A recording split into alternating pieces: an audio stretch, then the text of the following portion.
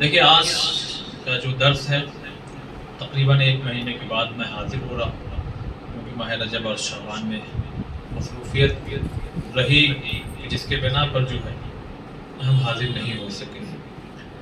آج کا جو درس ہے وہ بہت مختصر سا ضرور ہوگا، مگر توجہ دیجیے گا اس پر کہ یہاں جتنے لوگ بیٹھے ہیں ہم میں سے کوئی ایسا نہیں ہے جو یہ خالی کہہ دے کہ ہم نے آج گناہ نہیں کیا ہے۔ کوئی یعنی دعوے سے کہتے ہیں، آپ اپنی بات چھوڑی، میں خود ہی نہیں کہہ سکتا، میں خود ہی نہیں کہہ سکتا کہ میرا آج پورا دن ایسا گزرا ہے کہ گناہ نہیں ہوا مجھ سے، ہے نا؟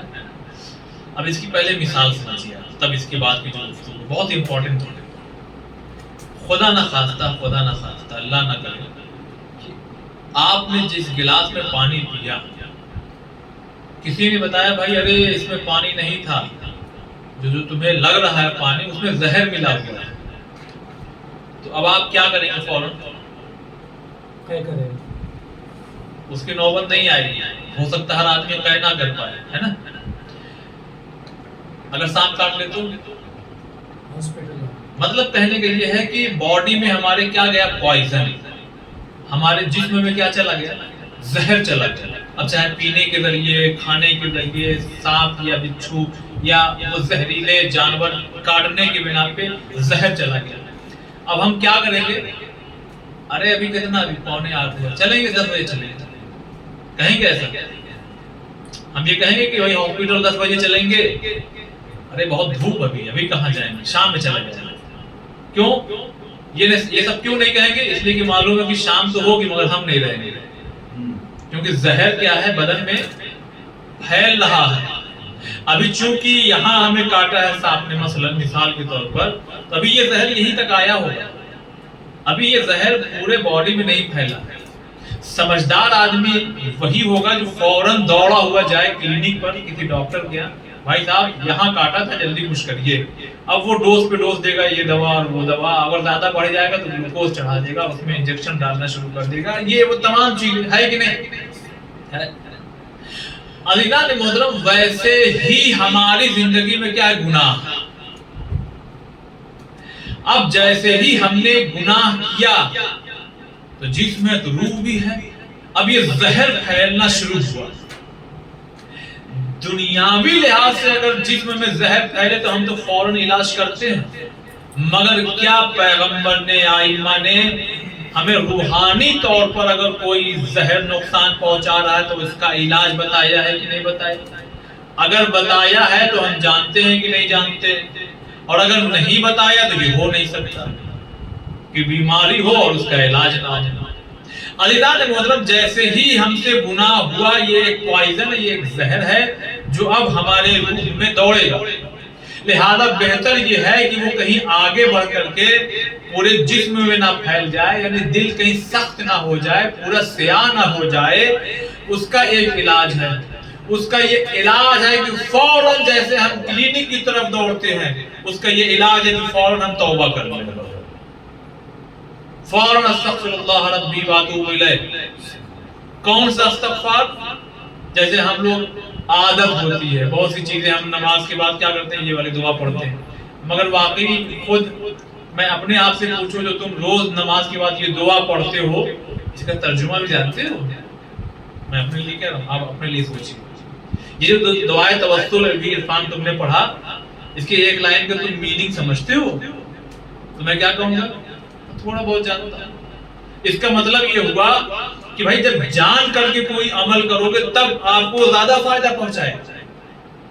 ویسے ہی تسبیح اللہ نہیں، ایک بار آپ سوچیے، اللہ وہی سب سے بڑا خالق ہے، وہی ہماری مدد کرنے والا ہے، اللہ اللہ اللہ، اسی نے مجھے پیدا کیا ہے، وہی سب سے بڑا۔ آج میری صبح ہو گئی، الحمدللہ، تسبیح پڑھ رہے ہیں آپ، مجھے کھانا بھی مل گیا الحمدللہ، صبح صبح چائے بھی مل گئی الحمدللہ، یہ لیجیے روزی روزگار کا ذریعہ بھی لگ گیا الحمدللہ، سبحان اللہ۔ خوبصورت کسی چیز کو دیکھا، اور ہم ایسے علاقے میں زندگی گزار رہے ہیں، گھر سے باہر نکلا بہترین پہاڑ دکھ رہا ہے کہ نہیں؟ تو یہ انداز ہونا.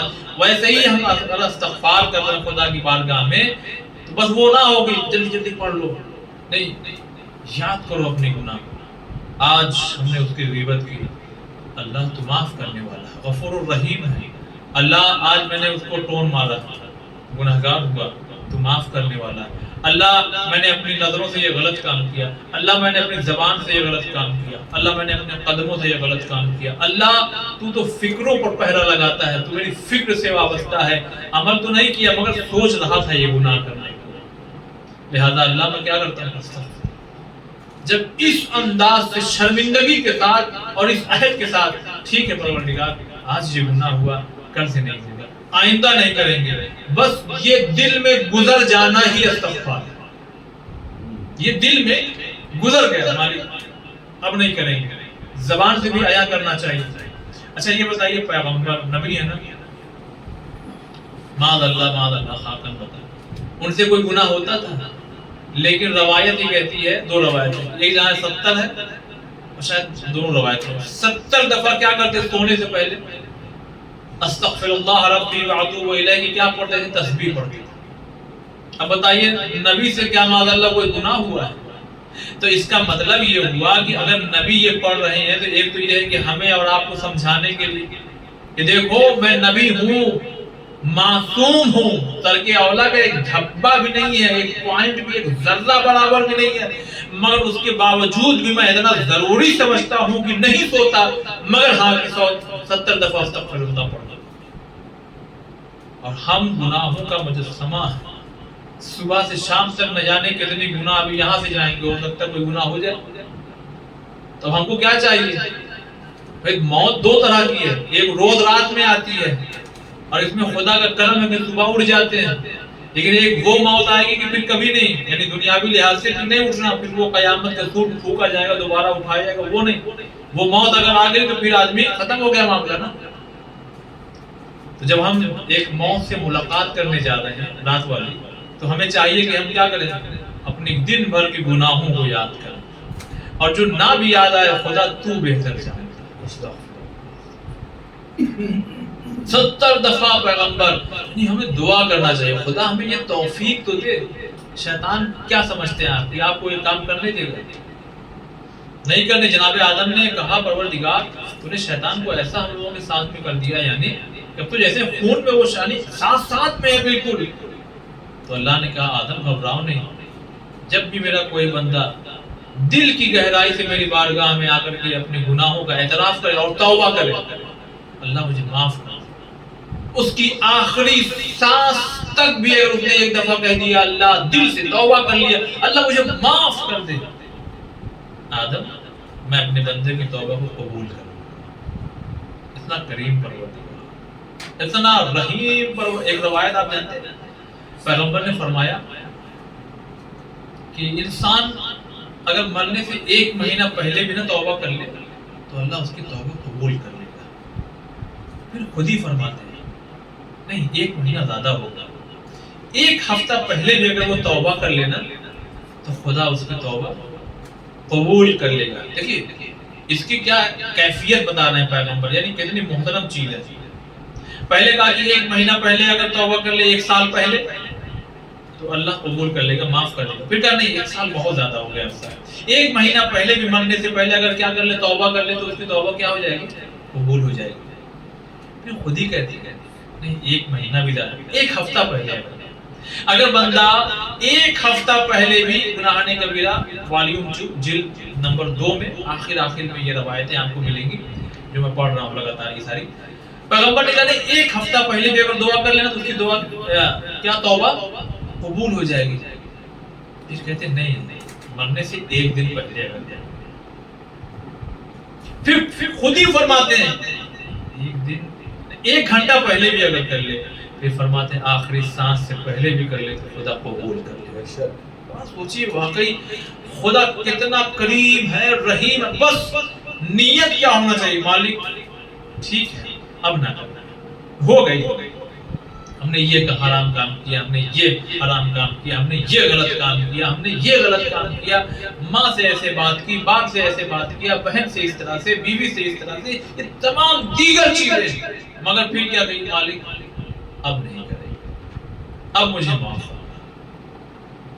آپ یقین مانیں، ایک طرف عابد ہے اور دوسری طرف گنہگار۔ میں آپ کو روایات اور واقعات دکھا سکتا ہوں۔ اس وقت خدا کی جو خاص لطف و کرم ہوتا ہے نا، وہ اپنے گنہگار بندے کی طرف ہوتا ہے۔ میں مثال دوں آپ کو دنیاوی، ماں کے دو بیٹے، ایک بیٹا بہت لائق ہے، بیٹا یہ لاؤ، بیٹا یہاں جاؤ، ایک بگڑ گیا۔ سچ بتائیے یہ ماں جب مسلح پہ آئے یا نہ بھی آئے مسلح پہ، کیونکہ ماں اس ہستی کا نام ہے جو مسلح پہ آنے کا انتظار نہیں کرتی، وہ جہاں ہوتی ہے وہیں ہاتھ اپنا اٹھا لیتی دعا کے لیے۔ یہ ماں کس کے لیے زیادہ دعا کرے گی؟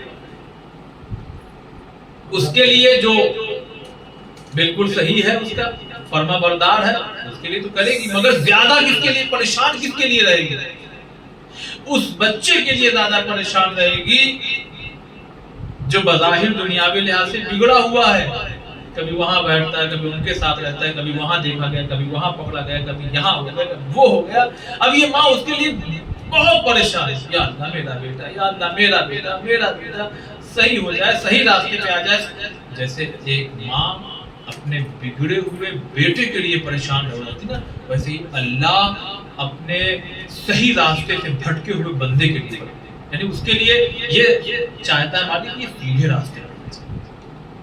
لہذا جیسے ایک کھویا ہوا لڑکا، ایک بگڑا ہوا لڑکا جب پلٹ کے صحیح راستے سے اپنی ماں کے پاس آتا ہے تو ماں جتنے خوش ہوتی ہے اس سے کہیں زیادہ خوش رب ہوتا ہے جب اس کا بگڑا ہوا بندہ صراط مستقیم پہ چلنے جاتا ہے۔ لہذا اور اس کا مطلب یہ نہیں ہے کہ ہم پہلے اپنے آپ کو بگاڑیں، جان بوجھ کے گناہ کریں، نہیں، یہ عقیدہ نہیں صحیح۔ ہو گیا مالک اب تو معاف کر۔ خود ہمارے چوتھے امام زین العابدین علیہ السلام خود ارشاد فرماتے ہو، ایک واقعے کی طرف اشارہ کرتے ہیں، کہتے ہیں کہ ایک پوری فیملی، ایک پورا پریوار دریا کا سفر کر رہا تھا۔ یعنی کیسے ہوتا دریا سے لوگ پار کرتے ہیں اور سمندری راستہ تھا، لہذا طوفان آیا تو کشتی کیا ہوئی؟ ٹوٹ گئی۔ شوہر، باپ، جتنے لوگ تھے سب اسی میں کیا ہوا؟ غرق ہوا، ڈوب گئے۔ طوفان تھا۔ اچھا اگر بیچ سمندر میں اگر تیرنا بھی آ رہا ہو تو کیا کریں گے؟ کب تک تیریں گے؟ ہے کہ نہیں؟ تو واقعہ بہرحال یہ تھا کہ سب لوگ اس میں کیا ہوگا؟ فنا ہوگا، ختم ہوگا۔ مگر لکڑی کا جو ایک پلٹا تختہ کیا بولیے وہ تھا ناؤ کا، تو اس پر ایک عورت جو تھی وہ اس کو پکڑ لی، بہرحال تو وہ بچ گئی۔ اب وہ لہروں کا کام ہے کہ کسی بھی چیز کو کنارے کر لینا۔ اب وہ لہروں کے سہارے دھیرے دھیرے دھیرے اب کنارے تو آ گئی، مگر ایسی جگہ وہ کنارے آئی کہ جہاں ایک ڈاکو رہتا تھا، بہت بدماش قسم کا آدمی، یعنی جس کو گناہ کرنے میں کبھی کوئی ہچکچاہٹ نہیں۔ اب اس نے دیکھا کہ سمندر کا کنارہ، دریا کا کنارہ، اور اتنی حسین و جمیل خوبصورت عورت یہاں پر، تو پہلے تو وہ سوچنے لگا پتہ نہیں انسان ہے کہ جنات، تو اس نے سوال بھی کیا تم انسانوں میں سے ہو کہ جناتوں میں سے ہو؟ اس نے کہا میں انسانوں میں سے ہوں اور یہ واقعہ ہو گیا۔ اب چونکہ یہ بدماش قسم کا آدمی تھا لہٰذا اس نے موقع بھی دیکھا، بالکل جیسے ایک شوہر زوجہ کے قریب جاتا وہ وہاں پہنچ گیا۔ اب وہ لگی کانپنے، تھر تھرانے لگی، ڈرنے لگی۔ کہا تم کیوں خوف زدہ ہو رہی، کیوں ڈر کیوں رہی ہو؟ کہا بخدا، ایسے آسمان کی طرف پہلے اشارہ کیا۔ کہا ادھر کیا اشارہ ہے؟ کہا خدا سے خوف کھا، خدا سے ڈر رہی ہوں، آج تک میں نے ایسا کوئی کام نہیں کیا۔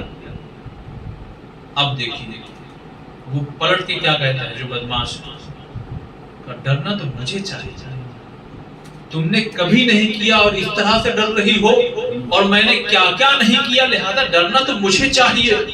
بس یہ خیال آیا اور اس نے چھوڑ دیا، اس کو ہاتھ تک نہیں لگایا، اپنے گھر لے گیا۔ چلیے میں آگے چلتا ہوں، آپ پیچھے پیچھے۔ آج میں آپ کی بدولت صحیح راستے پر آ گیا، آج سے اب کوئی برا کام نہیں، نہ لوٹ نہ مار نہ چوری نہ چکاری، کچھ نہیں ہے۔ اچھا جب آدمی صحیح ہوتا ہے تو صحیح سنگت ڈھونڈتا ہے۔ اب ایک عابد سے اس کی ملاقات ہوئی، عابد سے ملاقات ہوئی تو اب دوپہر چلچلاتی ہوئی دھوپ تھی، صحرا، اب یہ دونوں حضرات چل رہے، کون؟ ایک گنہگار بدماش چور ڈاکو، اور دوسرا کون ہے؟ ایک عابد ہے۔ تو اس عابد نے کہا کہ بھائی، وہ نہیں جانتا اس کے بارے میں کیا ہوا، اس نے کہا بھائی تم دعا کے لیے ہاتھ اٹھاؤ، کچھ دعا کرو کہ اللہ ایک ابر کا ٹکڑا، ایک بادل کا ٹکڑا بھیج دے ہم لوگ کے اوپر، تھوڑا سایہ ہو جائے۔ اس نے کہا ہم کہاں، اب اس کو ساری گناہ یاد آ رہا ہے، یہاں سے چوری کیا تھا، وہاں سے چوری کیا تھا، ان کے گھر میں گئے تھے، ان کے گھر میں ان کو مار دیا تھا، ان کو یہ کر دیا۔ اب یہ اپنا شرمندہ ہو رہا ہے اور اس عابد سے کہہ رہا ہے کہاں آپ اور کہاں ہم دعا کریں گے۔ تو عابد نے کہا اچھا ٹھیک ہے، چلو ہم دعا کرتے ہیں، تم آمین تو کہہ دینا۔ ہاں کہہ دیں گے، ہاں یہ کر سکتے ہیں۔ اب وہ عابد نے بہرحال خدا کی بارگاہ میں دعا کرنا شروع کیا۔ اب یہ عابد دعا کر رہا ہے اور یہ گنہگار آدمی کیا کہہ رہا ہے؟ آمین آمین آمین۔ اتنے میں دیکھا کہ واقعی خدا کی طرف سے بادل کا ٹکڑا آیا اور ان دونوں کے اوپر سایہ فگر ہو گیا۔ اب یہ جہاں جا رہا ہے بادل کا ٹکڑا ساتھ ساتھ یعنی خدا کا جب انسان محبوب ہو جاتا ہے نا تو وہ جو کہتا ہے وہ دعا بھی پوری ہوتی ہے۔ اب ایک موقع ایسا آیا، ایک پڑاؤ، ایک موڑ ایسا آیا، اب انسان کو جدا ہونا ہے۔ عابد ادھر جائے گا اور یہ جو گنہگار انسان ہے وہ دوسری طرف جائے گا، لہذا ایسا ہی ہوا۔ عابد ادھر چلا، گنہگار ادھر چلا۔ اب بادل دو ٹکڑوں میں نہیں تقسیم ہوا، بادل ایک ہی ٹکڑا، لیکن اب بادل عابد کی طرف نہیں جا رہا ہے، بادل کدھر جا رہا ہے؟ گنہگار انسان کی طرف جا رہا ہے، اس طرح جا رہا ہے۔ اب عابد نے جب دھوپ محسوس کی، اوپر دیکھا تو بادل نہیں دکھا، اب جب ادھر دیکھا تو ارے اس کے اوپر بادل سایہ کیے، میں تو سمجھ رہا تھا کہ میرے دعا کا اثر ہے، یہ اس کی آمین کا اثر ہے اس کا مطلب۔ اب یہ دوڑا ہوا اس کے پاس آیا، کہا بھائی بتاؤ کچھ تو بات ہے، کچھ تو بات ہے، ورنہ یہ بادل کا ٹکڑا تمہارے سر پر ہے، یقیناً تمہاری دعا قبول ہوئی ہے، کیا معاملہ ہے؟ اب اس نے اپنا پورا یہ ماجرا سنا، یہ دریا کے کنارے ایک خاتون کا ملنا، میں گناہ کے ارادے سے اس کی طرف بڑھا، خدا کا خوف دل میں پیدا ہوا، تو ثابت نے پلٹ کے کہا اسی خدا کے خوف نے تمہیں اتنا محترم بنا دیا ہے کہ میں عابد ہوں لیکن اس کے باوجود بھی دعا تمہاری قبول ہو۔ کچھ سمجھ میں آیا؟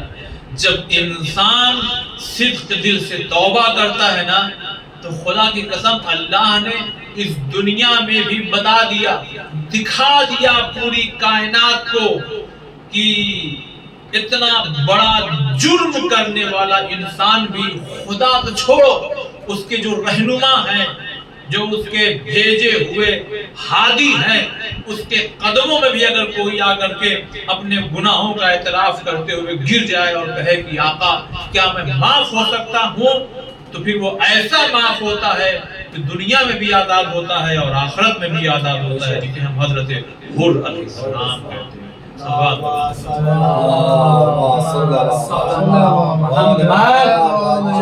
لہذا آج کے موضوع سے دو چیزیں ہیں، ایک یہ خدا بخشنے والے، لیکن کہیں نہ کہیں ہو سکتا ہے یہ ذہن میں پیدا ہو جائے کہ اس کا مطلب ہم گناہ کریں، نہیں، وہ گناہ نہیں، وہ توبہ نہیں، توبہ یہ ہے ہی نہیں، توبہ یہ ہے کہ گناہ ہو گیا مالک، ٹھیک ہے آج میں اس ایج میں آ گیا ہوں لیکن تو آخری سانس تک کا وعدہ کرتا ہے، اس کا مطلب یہ نہیں کہ ہم گناہ کرتے ہی رہیں، جب ایڈمٹ ہو جائیں گے تو اللہ سے کیا کریں گے کہ اللہ مجھے معاف کر دے۔ بھائی پتہ نہیں ایڈمٹ ہونے کی نوبت آئے بھی کہ نہ آئے، پتہ نہیں کہاں دم نکل جائے، کہاں کس کو اٹیک آ جائے، کہاں خدا نخواستہ کسی کا ایکسیڈنٹ ہو جائے، کہاں کسی حالات میں انسان بول بھی نہ پائے۔ ہوتا ہے اس دنیا میں نا کہ انسان بول ہے تو زندہ مگر بول نہیں پا رہا، 6 مہینہ تک بیڈ پہ پڑا ہوا ہے۔ لہذا خدا سے اپنی تمام گناہوں کو یاد کر کے اس سے کہنا چاہتا مالک ہماری گناہوں کو بخش، ان آنکھوں نے گناہ کیا، اس زبان نے گناہ کیا، ان ہاتھوں نے گناہ کیا، ان پیروں سے گناہ ہوا ہے۔ پروردگارہ آج کے ذکر کے صدقے میں ہم تمام شیعان حیدر کرار جو زندہ ہیں، جو اس دنیا سے گزر گئے، خدایا ان کی تمام گناہان کبیرہ اور صغیرہ کو بحق محمد اور آل محمد معاف فرما۔ آمین۔ پروردگارہ ہمیں گناہ نہ کرنے کی توفیق عنایت آمین۔ فرما۔ پروردگارہ تیری بارگاہ میں دعا کرتے ہیں، میرے مالک، میرے خالق، تو اتنا کریم ہے اور ہم اتنے گرے ہوئے تیرے بندے ہیں، مگر تیرا کرم پھر بھی ہمارے اوپر خدایا ہم پھر سے دعا کرتے ہیں کہ ہمیں گناہ نہ کرنے کی توفیق عنایت فرما۔ آمین۔ میرے مالک، جو مومنین اس دنیا سے رخصت ہو گئے ان کی قبروں میں اگر ان کی گناہوں کی بنا پہ کسی طرح سے عذاب نازل ہو رہا ہے، بحق علی مرتضیٰ، بحق محمد مصطفیٰ، بحق فاطمہ زہرا، پنجتن پاک کا واسطہ خدایا ان تمام مومنین کی قبروں کو جنت کے باغوں سے بھر دے، آمین۔ ان کی گناہوں کو معاف فرما۔ آمین۔ پروردگارہ ہم میں سے جو بیمار ہیں شفاء کاملہ عطا فرما، آمین۔ پریشان حال کی پریشانیوں کو دور فرما۔ آمین۔ امام زمان علیہ السلام کے ظہور میں تعجیل آمین۔ فرما، ہم تمام لوگوں کو ان کے ناصر مددگار میں شمار فرما۔ ایک دفعہ سورہ حامد اور 3 دفعہ سورہ اخلاص کی تلاوت فرما کے وہ مومنین، وہ مومنات جو ہمارے درمیان سے گزر گئے ہیں، کوئی ان کا پرسان حال نہیں، کوئی ان کو نہیں جانتا، ان تمام لوگوں کو روح بخشے۔ بسم اللہ الرحمن الرحیم۔ الحمدللہ رب العالمین الرحمن الرحیم اهدنا الصراط المستقيم